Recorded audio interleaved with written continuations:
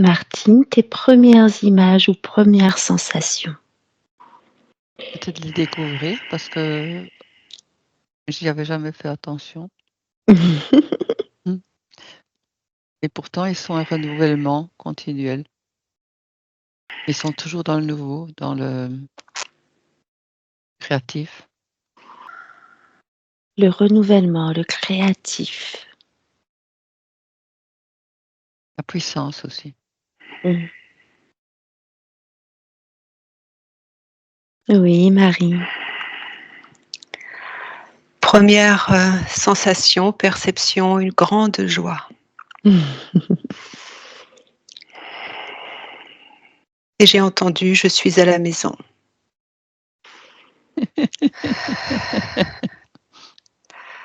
Alors, je précise que le phénix, pour moi, dans mon incarnation, est très important. Mmh. Et j'ai même créé des retraites qui s'appellent Nous sommes des phénix. Et là, je fais en sorte que mon mental et tout ce que je sais soit de côté pour laisser venir l'information qui se présente sans que ce soit teinté de mes propres savoirs et connaissances et expériences. Mais la joie est immense. Mmh. Je comprends pourquoi je montais en fréquence depuis 10h du matin.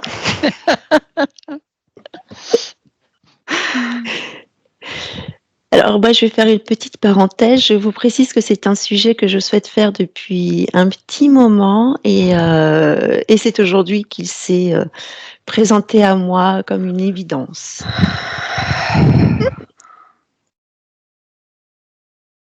C'est un pur bonheur.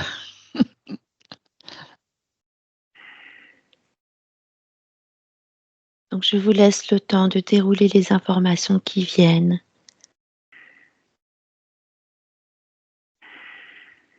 Et oui, Marie. J'en ai un qui se montre à moi et je me connecte de cœur à cœur avec lui. Télépathiquement, je reçois qu'il est l'émissaire, Mmh. porteur de messages d'autres phénix.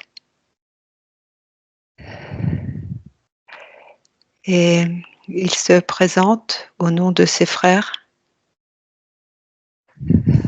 comme le gardien de la graine de vie.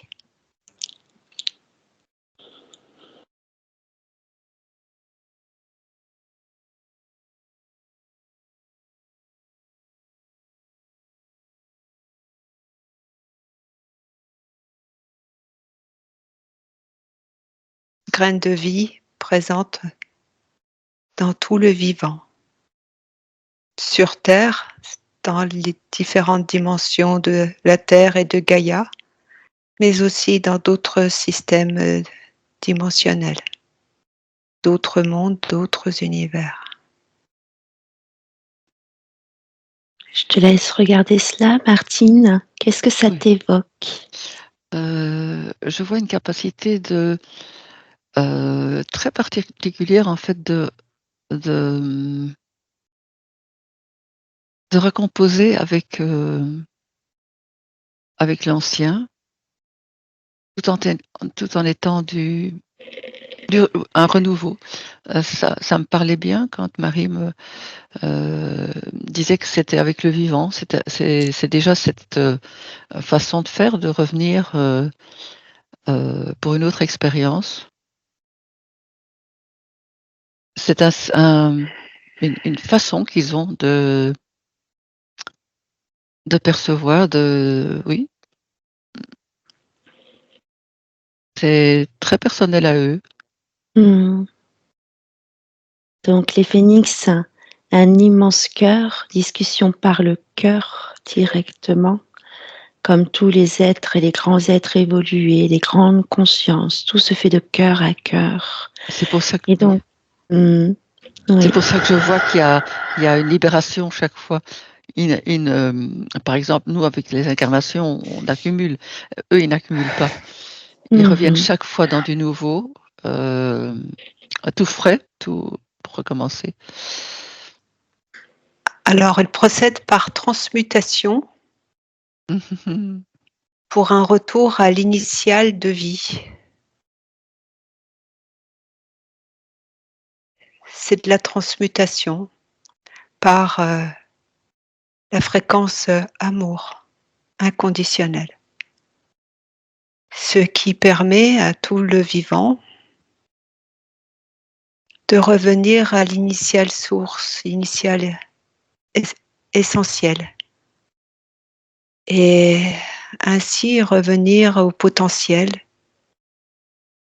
à l'énergie de vie qui peut de nouveau, parce qu'elle était bloquée ou détournée, elle peut de nouveau refaire son office pour régénérer et revenir au vivant dans la plénitude du vivant. Et ils sont très, très d'actualité pour le moment, Oui. puisque c'est tout ce qu'on doit faire, c'est de la transmutation, alors qu'avant on ne la faisait pas. Ici, c'est vraiment ce qui nous montre de lâcher, d'annuler tout ce qui était des croyances, des connaissances et ainsi de suite, et des douleurs, de laisser ça et de revenir avec une toute nouvelle façon de transmuter, en fait. Transmuter, oui. C'est ça leur particularité, ils transmutent. Et ils le font avec le cœur, avec chaque fois un amour tout à fait pur. Ils nous montrent maintenant comment il faut le faire. Tu regardes. Et Marie, vas-y. Alors il me montre le cœur flamboyant. Et ça passe par le cœur et que le cœur accueille et réactive accueille l'amour inconditionnel et réactive sa propre capacité à générer de l'amour inconditionnel pour l'être qui porte le cœur qui s'active, mais aussi pour d'autres êtres, par le rayonnement. Quand un être transmute, il me montre une onde qui circule et qui va bien au-delà de son propre corps physique et corps subtil, quel que soit le règne auquel il appartient et quelle que soit sa dimension, et que ça rayonne bien au-delà et ça va informer les graines de vie des autres, comme une pollinisation d'amour. C'est magnifique. Donc tous les règnes, être humain, animal, végétal, minéral, etc., sont porteurs du cœur flamboyant, de la graine de vie. Et lorsqu'un individu transmute ses bagages, ses pollutions, cela rayonne dans toutes les graines de vie, de tous les règnes, comme une onde vibratoire, de graine à graine. Oui. Nous sommes donc un grand réseau de graines de vie, un grand réseau de cœurs flamboyants, tous reliés les uns aux autres, par cette alchimie de transmutation. Et on s'active quand c'est le moment juste. Je ne parle pas que des humains. Oui, oui. On peut s'activer, on peut activer cette graine de vie quand c'est juste pour le parcours d'évolution de l'être concerné. Et ce que je reçois, c'est qu'on peut aussi activer. Fonctionner, c'est vraiment trop laid pour un phénix. Je ne peux pas utiliser ce terme. trop bas en fréquence. Quand ça s'active, on peut aussi activer des égrégores entiers. C'est énorme. Tu veux dire, quand on active notre graine de vie, on peut nettoyer, transmuter des égrégores entiers, c'est cela? Oui. Et que chaque composante de l'égrégore va s'activer à son niveau, là où il en est. Mais à partir du moment où la graine de vie est activée, le processus est irrémédiable. Le processus de transmutation. Et de renaissance qui mène à la souveraineté de l'être. C'est une grande libération. Et c'est pour ça qu'ils sont à l'œuvre actuellement beaucoup. C'est la seule solution. La transmutation est la solution. Par l'amour. Par l'amour, oui. Sinon, on reste toujours dans le même niveau. Oui. Donc les phénix sont à l'œuvre activement en ce moment pour réveiller les graines de vie dans tous les cœurs de tous les règnes. Et surtout sur la Terre, hein, où c'est une grande activation au niveau universel, au niveau cosmique, partout en même temps. Moi, je reçois que c'est partout. Mais que ça ne se manifeste pas de la même façon partout. Mais ça s'active partout. Parce que en fonction du niveau vibratoire, en fonction des spécificités, des plans, des univers, des êtres, ça se manifeste de façon différente. Dans le respect de l'essence de l'être. C'est que de l'amour. Hein. Il n'y a aucune violence, il n'y a rien de forcé. C'est du respect. Oui. C'est ce qui est nouveau, en fait. Il n'y avait pas cet amour inconditionnel. Et c'est ce procédé qui vient apporter la transmutation. C'est pas une transformation, c'est une transmutation. Et c'est ça qu'ils viennent montrer dans leur pureté. Et c'est tellement pur que ça impacte, évidemment. Pas rien qu'eux, mais tout le vivant. C'est comme une espèce qui nous apporte quelque chose parce qu'elle a quelque chose de spécifique en spécificité, et c'est la même chose ici. Ils viennent au moment où c'est propice de créer cette transmutation pour pouvoir évoluer dans un autre système, je veux dire même. Oui, Marie. Et ce que je perçois là, c'est que l'information de la transmutation circule sans limite. Pas de temps, pas d'espace. Ensuite, l'information arrive dans le corps énergétique de l'être, où qu'il soit, quelle que soit sa dimension. Et si l'être n'est pas encore prêt pour transmuter lui-même, l'information est gardée en sécurité dans le système énergétique de l'être. Et quand le niveau de conscience, le niveau vibratoire, ça c'est des mots humains, mais c'est pour me faire comprendre. Quand le système de conscience et énergétique est prêt, l'information descend jusque la matière la plus dense de l'être, quelle que soit sa densité. Parfois, c'est très éthérique, mais il y a des différences de densité. Et quand je dis éthérique, c'est très léger, subtil. Et ça finit par arriver au moment où c'est juste, dans le système le plus dense de l'être. Et là, ce qui lui sert de cœur active. C'est le processus. C'est-à-dire que de toute façon, c'est en route et rien ne pourra l'arrêter. Donc l'information de la transmutation est présente partout, sur chacun d'entre nous, dans tous les règnes, Et lorsque l'individu est prêt, l'information vient jusque dans sa matière, jusque dans les cellules pour aller transmuter jusqu'au niveau le plus infime, jusqu'au niveau quantique, subquantique pour aller nettoyer jusqu'au plus profond de l'être. On parle ici d'alchimie presque, d'alchimie de l'être. Oui. Oui, ça me valide, j'ai mon système de validation qui réagit. Je voyais comme, par exemple, un arbre, un cerisier, il fait sa fleur et après, il transmute dans un fruit.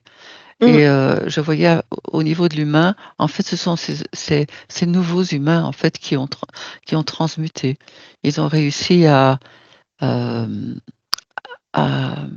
annuler, des choses qui étaient lourdes pour nous et ils transmutent dans une autre énergie, d'amour et de totalement différent. Il y a beaucoup d'enfants qui sont comme ça maintenant, alors avant il y avait pas. Oui, Marie. Alors ça vibre très fort là, chez le phénix émissaire là, et réagit à ce que tu dis, Martine. Et je perçois que attention à ne pas se déresponsabiliser. Ce n'est pas parce que l'énergie de transmutation circule qu'on ne doit pas, enfin ça c'est avec mes mots, hein, qu'on doit lâcher l'affaire et dire de toute façon, hop, c'est bon, je vais monter en fréquence, ma conscience va s'expanser et tout va bien se passer, c'est en route, tranquille. On a toujours notre part de responsabilité. Hein. Et il y a des êtres qui sont adultes ou même âgés, pour parler des humains, ou matures, ou pour d'autres règnes, qui sont des transmutateurs. Il n'y a pas que les enfants qui arrivent aujourd'hui, et pas tous les enfants. Il y en a qui ont l'énergie phénix en eux. Hein. L'énergie phénix fait partie de certains individus. Oui. Vraiment de l'énergie phénix. Et donc ces individus, qu'ils soient de n'importe quel règne, rayonnent autour, enfin fait rayonner l'énergie phénix. Et c'est comme ça que ça peut s'activer. Donc quand tu dis l'énergie phénix, c'est l'énergie de la transmutation ou l'énergie de la renaissance, du cœur flamboyant, de la graine de vie. Comment peut-on appeler cette énergie rayonnante d'un être humain qui porte en lui ce phénix? C'est le cœur flamboyant. C'est le cœur flamboyant. Et quelle est l'énergie que rayonne le cœur flamboyant de l'individu? L'énergie christique. L'énergie christique, donc l'énergie de lumière. Oui. L'énergie d'amour inconditionnel. De l'amour. Et donc, par sa simple présence, cet individu, lorsqu'il entre quelque part, il émane l'amour inconditionnel, l'amour de lumière, même, j'ai envie de dire. Est-ce pour cela, justement, tout ce que nous avons dit, cette énergie de transmutation, cette graine de vie, comme tu l'as dit, une renaissance à l'originel? Est-ce que c'est pour cela que nous avons cette expression « renaître de ses cendres tel un phénix » ? D'où nous vient cette connaissance, d'où nous vient cette expression? Oui, Marie? Ça me ramène très très loin. Où il y avait, en tout cas je vois dans le règne humain, des êtres qui étaient capables d'autocombustion. D'accord. Et quand ils programmaient, ils la maîtrisaient, cette autocombustion. Quand ils programmaient cette autocombustion, il y avait un événement qui était organisé pour qu'il y ait une purification générale de ce qui devait être transmuté autour de ce référent, de ce sage. Et donc, ils se il mettait en route son autocombustion et après renaissait, mais comme le Christ, l'avatar Christ, Yeshua l'a fait. C'est-à-dire, il revenait à son corps de lumière. Le corps de lumière se remanifestait jusqu'à devenir un corps éthérique proche du corps physique sans être dans la densité du corps physique. Voilà. Et pourquoi cela a-t-il été associé au phénix?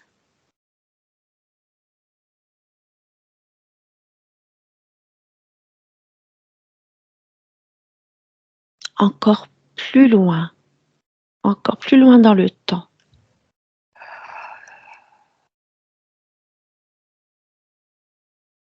Martine, as-tu une information? Oui, enfin, c'est comme ça, ça vient que c'était quelque chose, c'était ça ne pouvait pas disparaître. C'était créé tout de suite.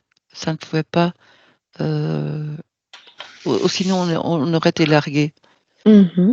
Donc c'était engrangé. Dans la vie, c'était engrangé. En mémoire, peut-être. Tu veux dire que cette information, cette phrase « renaître de ses cendres comme un phénix » est restée gravée dans les mémoires, c'est ça? Oui, mais de toute façon, on l'avait pas que dans la mémoire, c'était, que ça soit dans n'importe quel règne, ça a été mis dedans. Ça fait partie de la source et simplement, ça devait faire un travail jusqu'à la transmutation maintenant, mais ça devait être, et je veux dire que le Christ est une des manifestations qui s'est faite pour l'homme, en fait. Mais c'est engrangé partout. Oh, et pour moi, ce que j'entends, c'est que la source ne peut pas perdre cette création qu'elle a faite. Elle ne peut pas perdre des éléments. Donc ils sont toujours là, énergétiquement. Oui, Marie. Je suis remontée bien avant. Oui. Et je suis arrivée à un temps où la Terre n'existait pas encore. Oui. Gaïa ne portait pas encore son enfant Terre. Donc je suis revenue à l'énergie Gaïa, Oui. à l'être Gaïa, avant qu'elle n'accouche de la Terre, avant qu'elle n'accepte de s'occuper de la Terre, avant la création de la Terre. Oui, à la conscience. À la de Gaïa. conscience, oui. Et Gaïa recevait, quand elle a accepté de donner vie, de porter la Terre, elle a reçu des douches de fréquence d'amour inconditionnel depuis le soleil central et depuis la source. Et ces douches d'amour inconditionnel ont informé chaque particule de la Terre via Gaïa, via sa conscience. Et c'est ce qui est en train de se passer encore maintenant. C'est des cycles. La Terre aujourd'hui est informée de rayons venus du cosmos qui sont, on parle de douches photoniques, on parle d'amour inconditionnel qui arrive sur la Terre pour faire monter le niveau vibratoire et faire évoluer les différentes espèces, dont l'humanité. Et le niveau vibratoire monte. Eh bien, il faut savoir que, d'après ce que je reçois là, de ce que l'information me vient, c'est que Gaïa a reçu des faisceaux d'amour inconditionnel depuis le cosmos et depuis le soleil central pour informer le fœtus Terre, en fait, de cet amour inconditionnel et que maintenant il est prêt, le phénix peut sortir de son œuf Mhm. Ça a été porté, ça a été en gestation, avec les cycles de descente et de montée de l'humanité à plusieurs reprises. Mais là, aujourd'hui, dans l'époque que nous vivons, eh bien, c'est le moment. Donc la phrase ne serait pas le phénix renaît de ses cendres, mais le phénix renaît de son œuf. Renaît tout court, en fait. Le phénix revient. Le phénix Renaît. revient.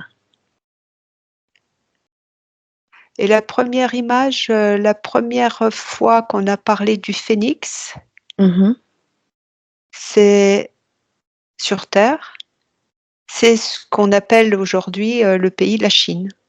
Ok. Mais c'était pas, c'est très très longtemps. Hein.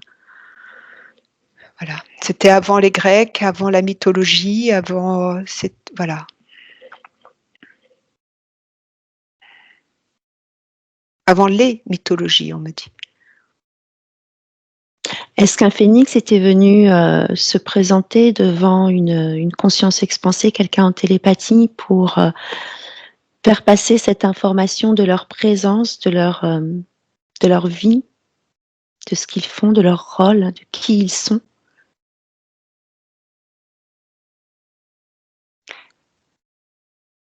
Oui, Marie. Oui, j'ai un oui. Et que aujourd'hui, tout le monde ne va pas. Enfin, les personnes qui ont été informées vont pas forcément utiliser le terme de phénix, mais ils vont parler d'ascension fréquentielle, de montée vibratoire, d'expansion de la conscience. Voilà. Et le phénomène est répandu en fait. Hein. Il est connu. Il y a eu beaucoup de personnes qui ont été informées. Hein. Alors, Marie, toi qui as un grand lien avec les phénix, es-tu également en possession de façon innée du cœur flamboyant du phénix? Es-tu porteuse, incarnée de ce cœur flamboyant du phénix? J'ai mon cœur qui s'enflamme et j'ai un grand oui. Et autre question? Oui, vas-y. Non, rien, c'est juste. J'ai pas assez de place dans ce corps physique. Ça va, hein?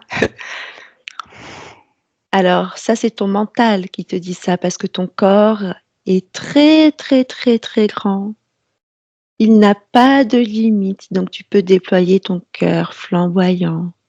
Ne le limite pas à ton corps physique, justement. Déploie. Lâche le mental. Et tu te sentiras mieux.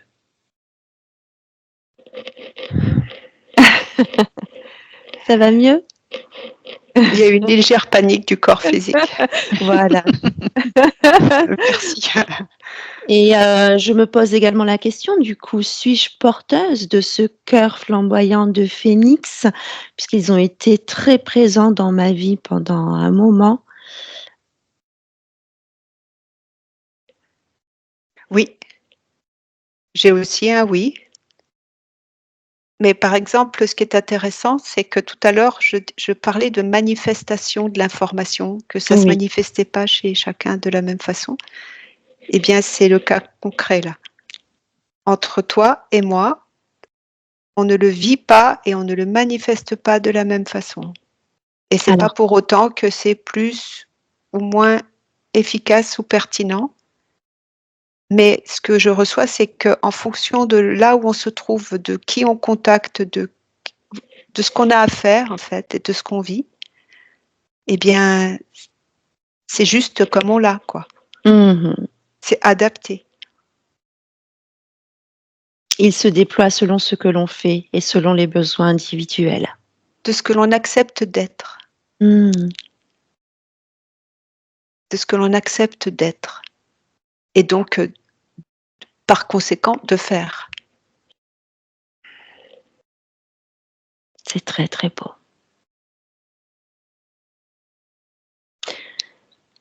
Eh bien, pour conclure cette enquête, nous allons demander à ce phénix émissaire s'il souhaite nous transmettre à nous les êtres humains à travers cette enquête une autre information, un message, un conseil.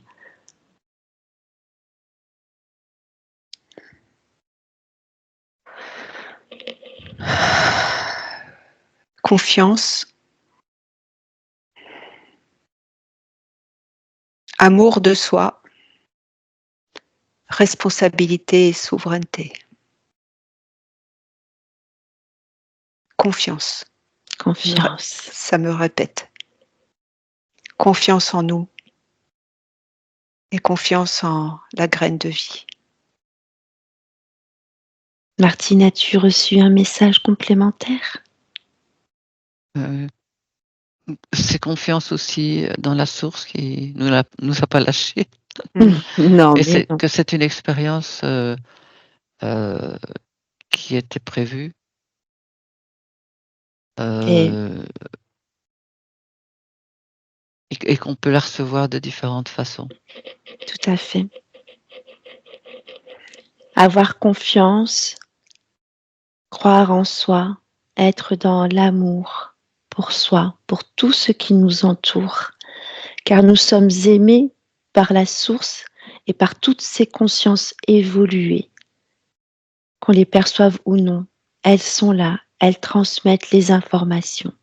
Alors ouvrez votre conscience à ce monde invisible, à ce monde vibratoire qui nous soutient chaque jour. Martine et Marie, je vous remercie infiniment pour cette enquête. N'oubliez pas de liker, de partager et de commenter. À bientôt.